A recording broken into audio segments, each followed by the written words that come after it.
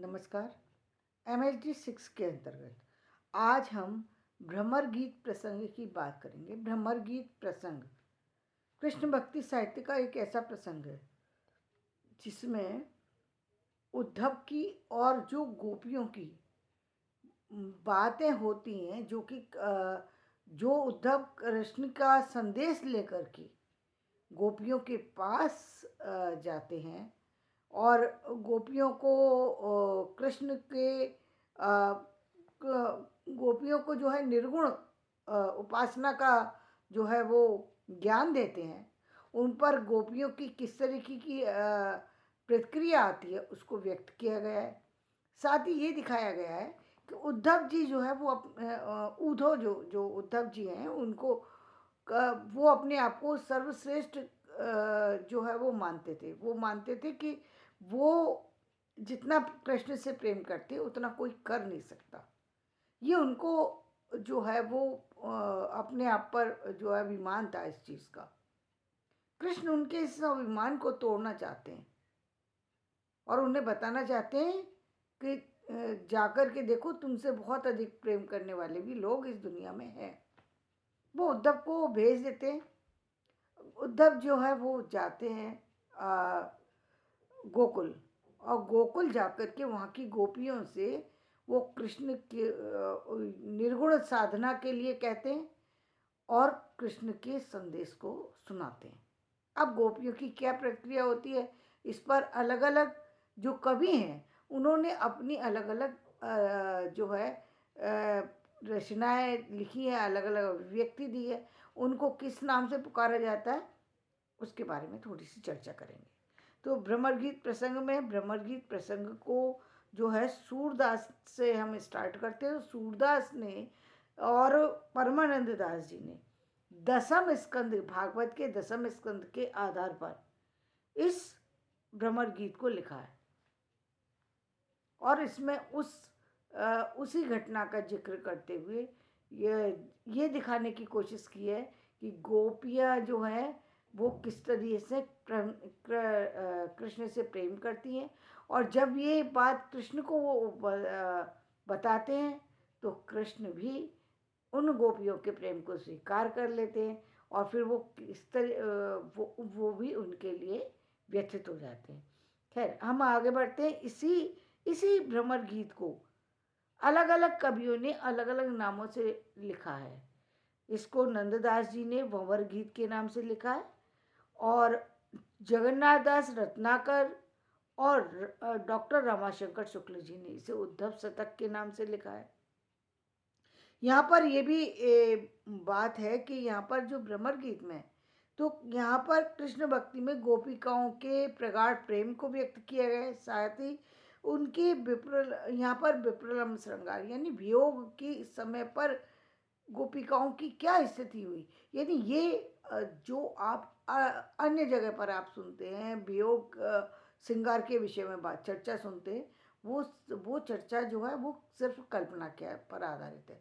लेकिन यह सत्य पर आधारित है कि कृष्ण से गोपियाँ बहुत प्रेम करती थी और हमारे ब्रजमंडल में है भी, आज भी है कि वो जो ब्रज की नायिकाएँ हैं वो जो नायक से प्रेम करती हैं वो एक अलग तरीके का प्रेम है, क्योंकि उनका प्रेम में किसी तरह की कोई मिलावट नहीं है। वहाँ कहीं और चीज़ की चीज़ नहीं है।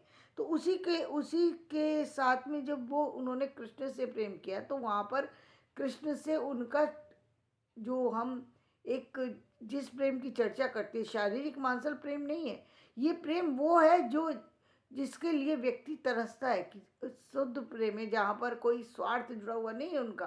बस वो कृष्ण को देखना चाहती हैं और उनका हित इतना चाहती हैं कि अपने अपने अपने उनको चिंता ही नहीं रहती। स्वर्ग में जाएंगी, नरक में जाएंगी, उनका क्या होगा इसकी उनको किसी तरीके का कोई फर्क नहीं पड़ता। ये पराकाष्ठा की स्थिति है, ये प्रेम की पराकाष्ठा की स्थिति। आज जो हम माँ के प्रेम को हम जो सबसे ज़्यादा मानते हैं, वो किस लिए मानते हैं? क्योंकि माँ का प्रेम जो है निस्वार्थ प्रेम है। यदि माँ सिर्फ बच्चे का हित चाहती है, वो बच्चे के हित में खुश होती है, बस उसका जो स्वार्थ है वो सिर्फ इतना है कि मेरा बेटा खुश रहे, मेरा बेटा सबसे आगे हो, मेरा बेटा आगे बढ़े। माँ का जो प्रेम है वो अलग तरह का है, उसको सिर्फ उसकी भूख की चिंता होगी, उसकी आगे बढ़ने की चिंता होगी, उसकी सफलता में उसको आनंद मिलेगा। ये प्रेम नहीं मिलता। ये प्रेम प्रेम है, यहाँ जो स्वार्थ है वो स्वार्थ स्वार्थ होते हुए निस्वार्थ जैसा है, निस्वार्थ से भी कहीं आगे, क्योंकि इस प्रेम में एक अलग तरीके की भावना छिपी होती है। ठीक इसी तरीके से जो गोपियों का प्रेम है, वहाँ पर उनको कुछ और नहीं चाहिए, वो सिर्फ कृष्ण से प्रेम करने के बाद वो इतनी उनके उनसे जुड़ जाती हैं कि कृष्ण को जब तक ना देखें तब तक उनको जो है घर में खाना भी नहीं अच्छा लगता। वो जैसे ही सुनती हैं कि कृष्ण खेलने के लिए आ गए, बस वो दौड़ पड़ती हैं और वो उनसे मिलने के लिए चली जाती हैं। तो यहाँ पर उन्होंने इसको जो नाम दिया है उद्धव शतक के नाम से नाम दिया है। इसके बाद जैसा कि वो लिखते भी हैं कि निर्गुण कौन देश को वासी, वो उन पर हंसने लगती है उद्धव पे, ये निर्गुण का ज्ञान देने वाला जो जो उद्धव जी हो, आप कहाँ के निवास, कहाँ के रहने वाले हैं जो हमें ये निर्गुण की बात करने आ गए। जिसने स्वयं जो है जिसने सगुण की भक्ति कर रखी है, जिसने जिसने साक्षात प्रेम को देख रखा है, आप उसको समझा रहे हैं कि प्रेम में कुछ है ही नहीं, ये सांसारिक प्रेम में कुछ नहीं है, आप जो है निर्गुण प्रेम को करिए। तो आप ये निराकार प्रेम की कहाँ से बात कर रहे हैं, जबकि हमने तो साकार प्रेम का रस चख रखा है। तो ये उस प्रेम की बात है। इसी तरीके से कहते हैं हमारे हरिहारल की लकड़ी, कि जिस तरीके से तोते के लिए लकड़ी का सहारा होता है, उसी तरीके से कृष्ण जो है वो हमारे सहारे हैं। यानी हम तो उन्हीं के लिए जीवन जी रहे हैं, और जिस दिन हमारे जिंदगी से कृष्ण निकल जाएगा उस दिन हम भी नहीं रहेंगे। कृष्ण तो हमारा जीवन है, चाहे वो मथुरा चले गए हैं लेकिन कृष्ण छूटते कब है। प्रेम की पराकाष्ठा है कि आप सो रहे हैं तब भी, जग रहे हैं तब भी आपको उस चीज़ का अनुभव होता है, जिसके जिसके साथ आप जुड़े होते हैं, वो रहे ना रहे, आप दुनिया के किसी कोने में चले जाइए, ये कहते हैं ना बिना तार का तार है ये, तब व्यक्ति को अनुभव होता है उसके सुख और दुख।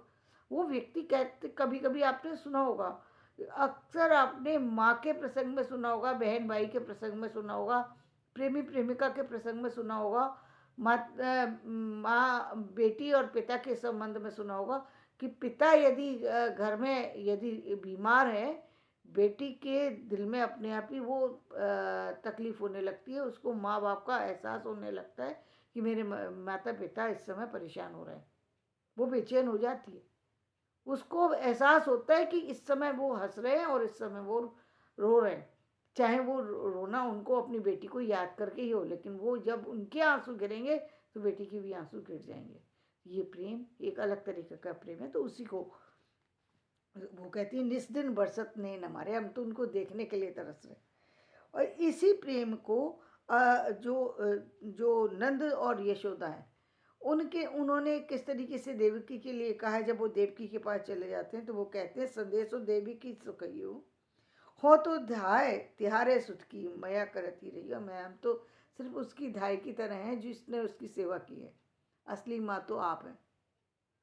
जबकि देवकी जो ये नंद और यशोदा है, उनका प्रेम वो पुत्रवत नहीं था, पुत्र का ही प्रेम था जो वो अपने कृष्ण के से करते थे। लेकिन कृष्ण अब चले गए हैं और उनको मालूम पड़ गई है कि ये देवकी जो है वो इनकी असली माँ है, और ये भी मालूम पड़ गई कि देवकी को अपने पुत्र से बिछोह सहना पड़ा है, तो वो उनको ही समझाने लगती हैं।